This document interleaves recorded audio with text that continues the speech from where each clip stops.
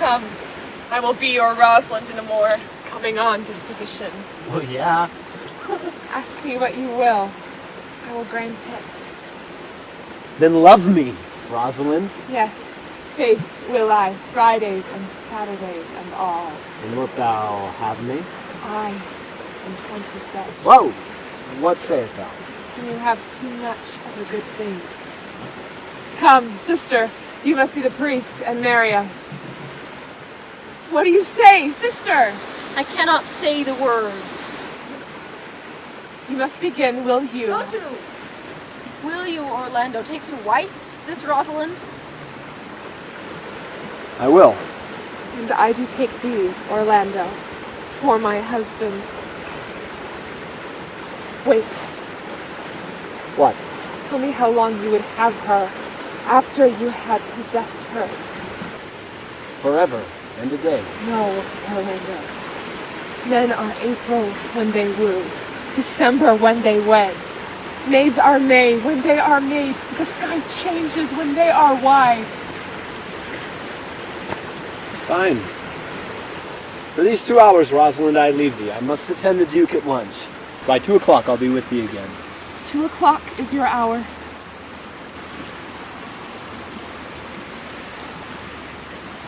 You have simply misused our sex in your love parade.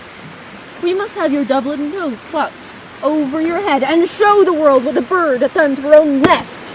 Cuz, my pretty little cuz, but thou didst know how many fathom deep I am in love. I cannot be out of the sight of Orlando. I'll go find a shadow and sigh until he comes. And I'll sleep. Ganymede! My errand is to you, fair youth. My gentle Phoebe did bid me give you this. I know not the contents, but as I guess by her stern brow and waspish action which she did use in writing of it, it bears an angry tenor. Pardon me, I am but a guiltless messenger.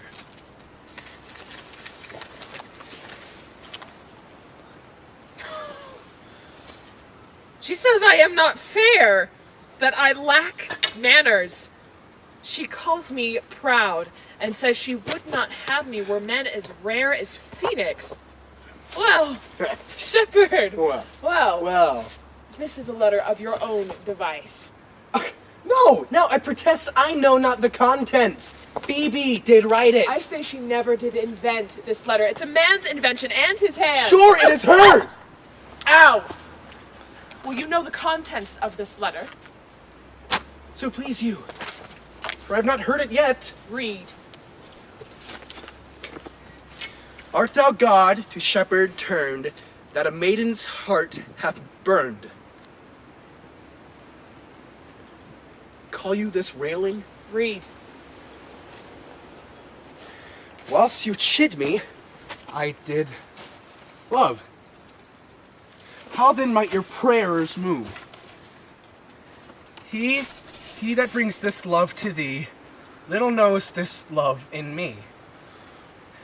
And by him seal up thy mind, whether that this youth of mine will the faithful offer take of me and all that I can make.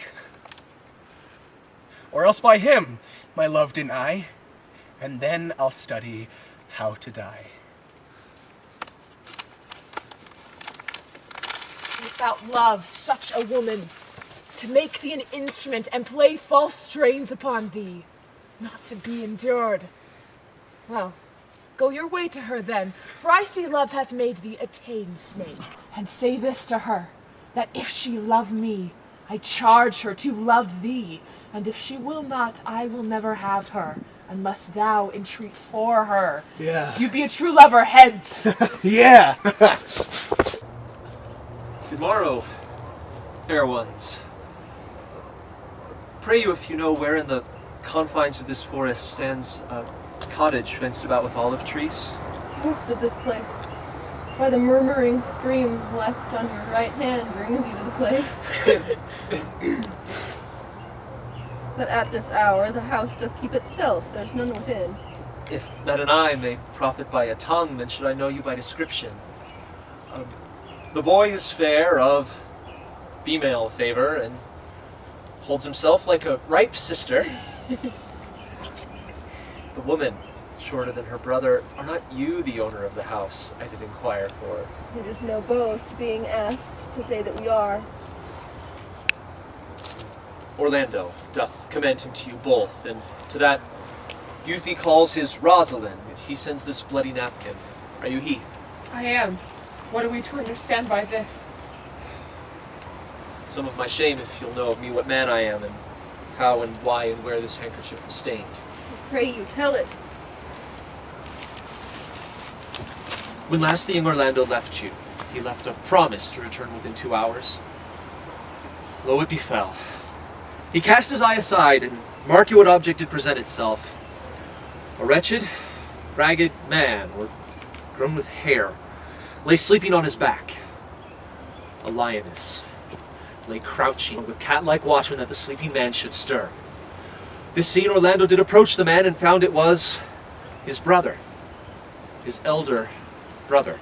I have heard him speak of that same brother, and he did render him the most unnatural that lived amongst men. And, well, he might, for well I know he was unnatural. But to Orlando, did he leave him there food to the hungry lioness? Twice did he turn his back and purpose so to do, but kindness. Nobler ever than revenge, and nature stronger than his just occasion, made him give battle to the lioness, which quickly fell before him, which, hurling from miserable slumber, I awaked.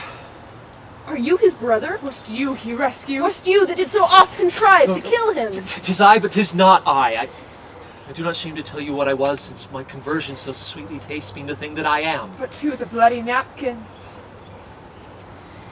Here upon his arm the lioness had torn some flesh away, which all this while had bled, and now he fainted, and cried in fainting upon Rosalind. Brief, I recovered him, bound up his wound, and after some time he sent me hither, stranger as I am, that you might forgive his broken promise. Don't! How now, Ganymede! Oh, Sweet Ganymede! Many do faint when they do look at blood. There is more in it. Cousin Ganymede. Ganymede. Oh, he recovers. I would I were at home. We will lead thee thither. I pray you, will you take him by the arm? Good cheer you. Do you a man? You lack a man's Ah, heart. faith, sir, so do I. Prithee, tell thy brother how well I counterfeited her. This is no counterfeit. There is too great testimony in your complexion that this was a passion of earnest. Counterfeit, I assure you. Come. You look paler and paler. Celia. Celia!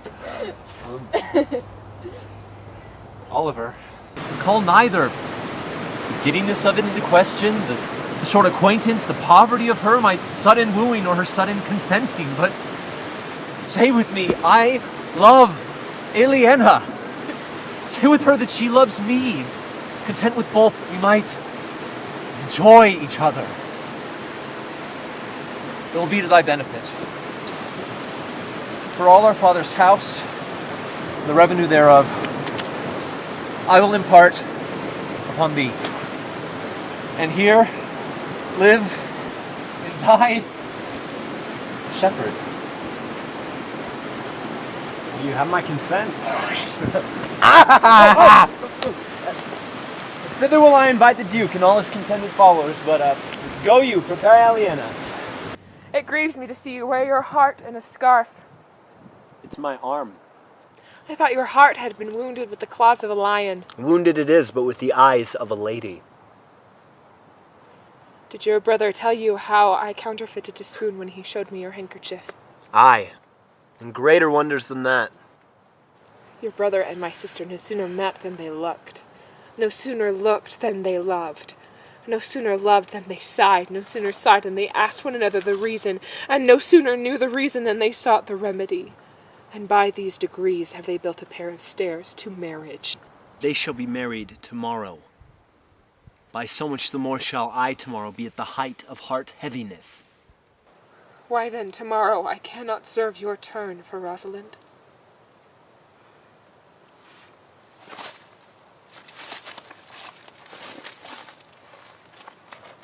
I can no longer live by thinking.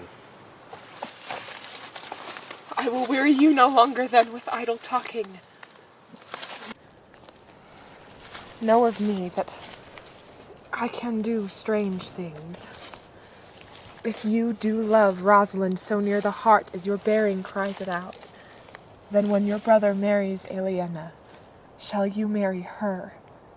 I know into what straits of fortune she is driven, and it is not impossible to me, if it appear not inconvenient to you, to set her before your eyes tomorrow. Speakest thou in sober meanings? By my life, I do. Therefore, put you in your best array, for if you will be married tomorrow, you shall enter Rosalind, if you will.